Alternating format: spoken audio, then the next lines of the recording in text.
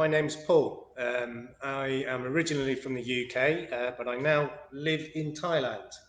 I'm relatively new to this Ukalandia group, but I've been watching Bernadette's videos for quite some time, and in my opinion, she is one of the best, if not the best, online ukulele teachers out there. And I know I've searched dozens and dozens of them, and there are some good ones, don't get me wrong. But Bernadette's are just fantastic. The way she explains and describes everything is so simple to follow, and learning tunes, as I've been watching some of the videos people have uploaded, just so easy from her instruction. Okay, so the purpose of today's video is to show you one of the ukuleles that I bought and had to rebuild. So basically, the banjolele in question is called a Kiwi sidekick. Now, I've got some print-offs here. They're not very good, I'm afraid, but just to give you an idea of what I ordered, and that's what it looks like, or looked like. Looks quite good. As I said, they're not very good photographs. Lovely pattern on the head there. So a couple more photographs here. That's it in kind of its full size, front and back. So as you can probably see, there are only 7 clamps on this holding the head on, and if I try to zoom in a little bit there, you can see kind of how they fit on, which I'll come to shortly. So, that's another close-up of the back, showing the clamps which hold the head onto the rim. And where is it? So that's a close-up of the back of the tuning pegs, again, which I will come to. So that's what I started with. Quite a nice looking thing. I kind of liked it as soon as I saw it. I thought I need one of those. And it cost me, with shipping, around about £70 sterling, or $100 US, approximately, thereabouts. Great looking piece of kit, really nice. However, when it arrived and I set it up and tried to play it, absolutely rubbish. Absolute rubbish. So after trying a few little tweaks here and there, I ended up actually contacting the manufacturer, who told me that they discontinued this model about 10 years ago. So this was obviously a fake. But having said that, the main structure, the body, the neck, and the pot, as we call it, the wooden rim, were quite good. So I thought, right, obviously I need to do something. So my initial thought was to start cheap and easy. So I thought, I had a really close look at everything, and I thought that the bridge was kind of bending. So I thought, okay, let's start with that, replace the bridge. Oh, okay, before I go any further, so that was what I started with. And this is what I've ended up with. Oh, wrong way, sorry. So, as you can see already, I've done a lot of work to this, and I will go through all of what I've done on this.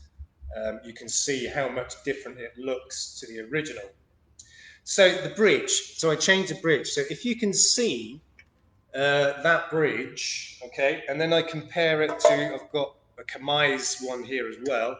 If you look at the difference between the bridge sizes, you can see this one is considerably bigger.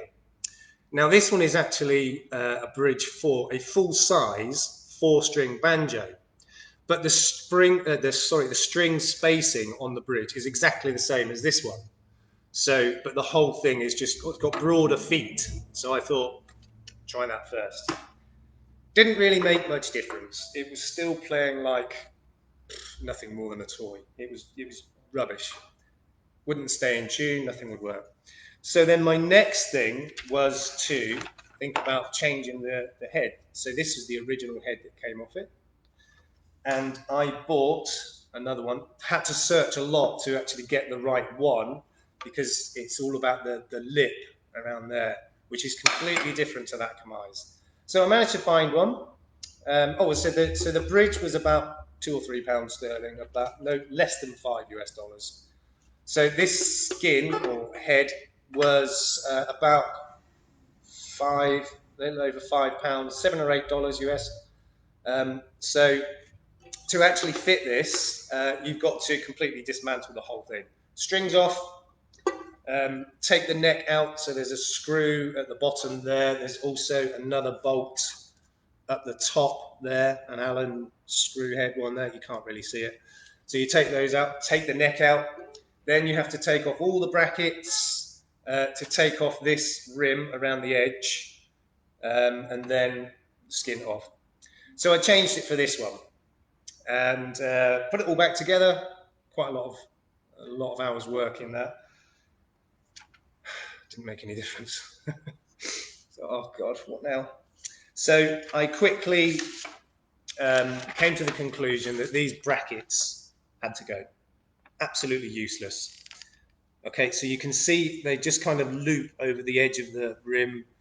And actually, here are the brackets that came off. So they're in two parts. This bit, oh my God, this bit loops over the body. This part goes through the hole there and tightens up with kind of a screw head type fitting on the end there. And they actually supplied a little key to turn that with. There it is. Utterly useless. So I ended up using a flat screwdriver and I tightened them all up as tight as I could possibly go to actually pull the skin down and make it really tight. But it just wasn't working. You can see that some of the ones that came off, I don't know if you can see that, it's actually got bits of the wood still stuck to it. I had to tighten it down so much it ate into the wood and they were starting to bend, as you can see, that all that shape. Utterly useless, they had to go. And there's only 7 of them on there. Not enough to get the right amount of tension to pull this down. So you have to be really, really tense on these, and the same with the bigger banjos as well. So I bought a full set of proper full-size banjo hooks with the brackets that they go through as well. Now, I had to strip this down, completely strip it down, and because I've bought this black head, I also rubbed all of the pot down to bare wood and repainted it black. 4 or 5 coats of black aerosol, and then about the same of clear lacquer, and that was quite a bit of work as well. And I did that before fitting the brackets. Now that, oh my God, that was a labor-intensive job. So there's 12 of them. I put 12 on there. Much better. Okay, you can see 1, 2, 3, 4, 5, 6. There is another one under there, and then 6 the other side. So there's actually 13 brackets. So I had to drill all the holes and put these brackets through with screws on the other side, and I also had to put washers in there to obviously strengthen it and give it a stable basis to actually grip, and washers on the outside as well. So these brackets didn't come with these washers, I added these. That was a massive job and it took me hours and hours and hours. And I also, I've added this armrest, which is again actually from a full-size banjo, so it does look a little bit odd, it's a bit too big.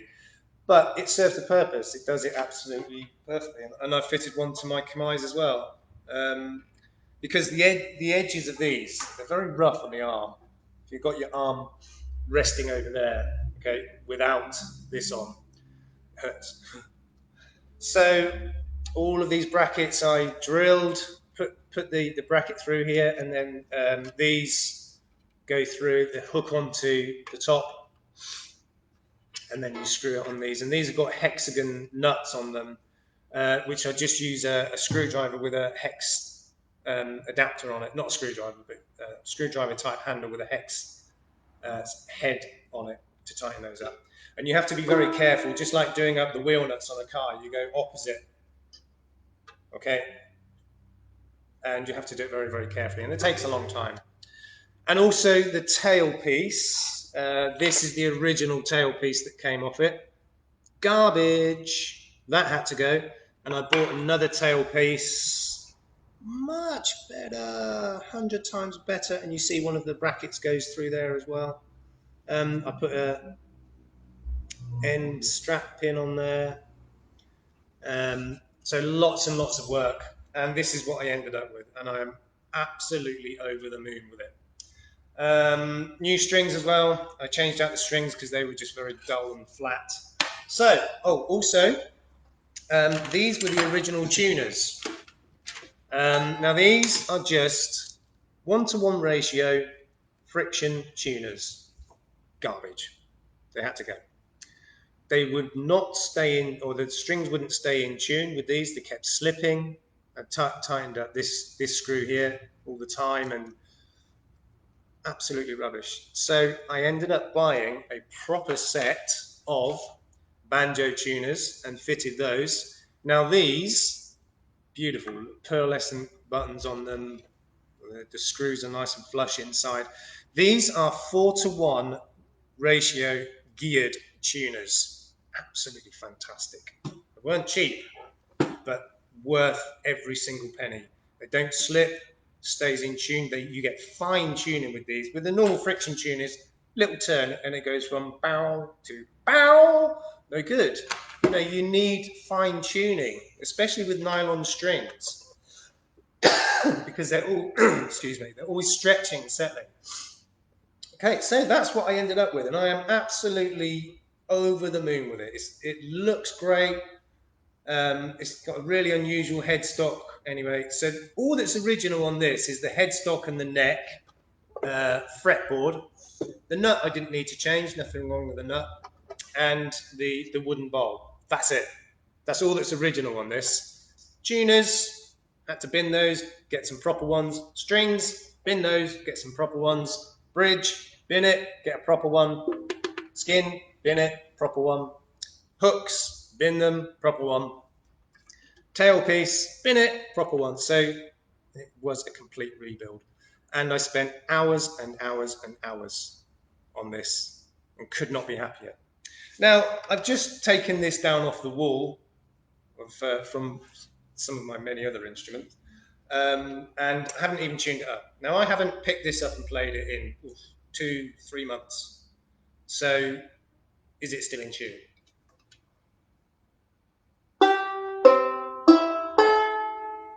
Not quite, but not far off. So let me just get her up in tune. Oh, you may have also noticed I'm a lefty. So every ukulele I buy, I convert to left-handed. It's easy.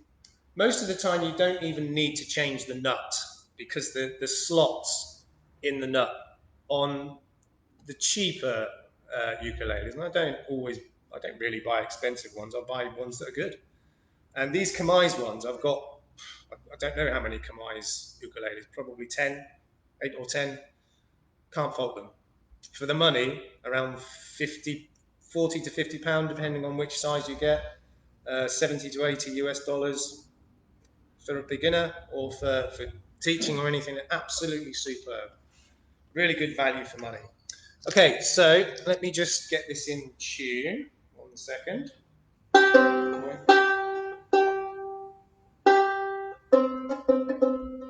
These tuners are absolutely amazing. And that is about, each string is about 1 or 2 cents out. So A is a bit more. And that's it, it's in tune. One more.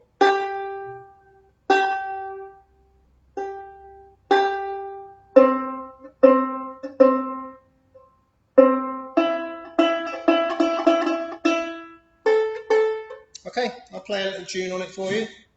Well, just some strumming patterns.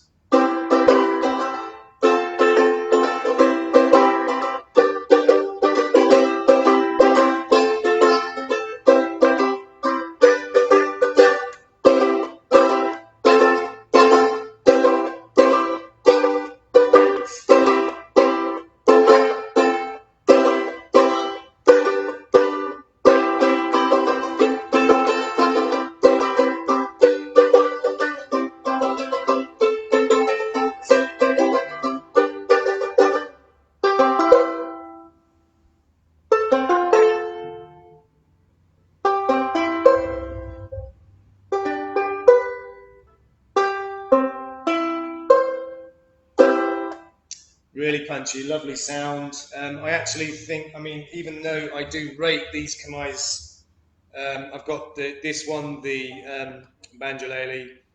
I've got tenor Kamais, I've got concert, I've got soprano, all for sale in my shop, and they are absolutely brilliant. Honestly, for the money, you can't go wrong. I know some people don't like them, but that's probably the people who prefer to buy more expensive ones, which is fair enough. My tenor ukulele was quite expensive, and it's an Ohana, which is a good brand. So this one again I haven't picked up in months, and it's more or less still in tune.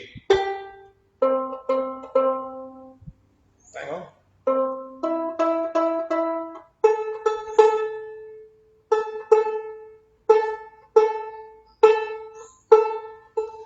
So my opinion is this is still a really good sounding banjolele.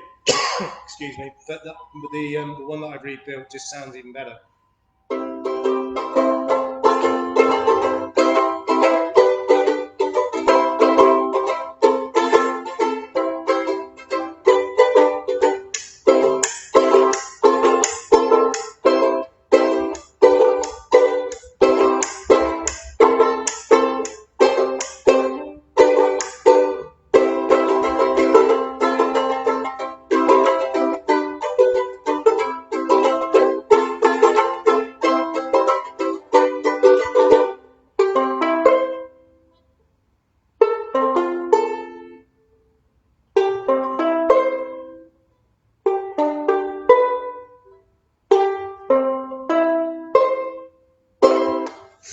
Okay, guys, so I'm going to finish up now, but just one final look at the banjolele that I extensively rebuilt and could not be happier with it.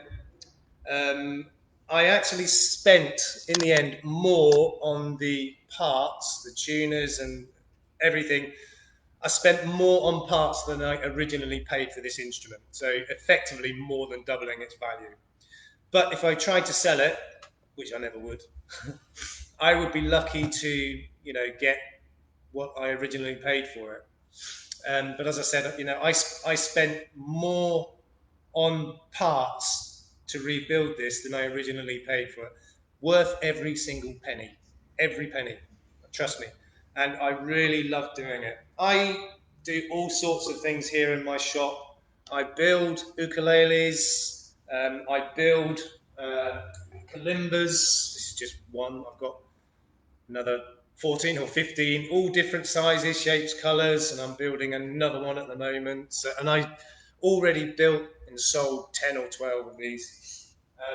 Absolutely love doing these, making instruments, repairing instruments, refurbing, rebuilding, turning an utterly crap instrument into, in my opinion at least, a fantastic little instrument for, even with all the money I've spent on it, it's still relatively cheap, probably around about £150 altogether, 200 to 20 maybe US dollars, which sounds quite a lot, and for that it is, but it was worth every single penny for me. Okay, thank you very much for your time. Really hope you enjoyed this video, my first ever attempt at any kind of live streaming video, so I hope it came across okay. Yeah, I enjoyed doing it, and really hope that you enjoyed watching it, and if you did, leave me a comment. Okay, bye bye.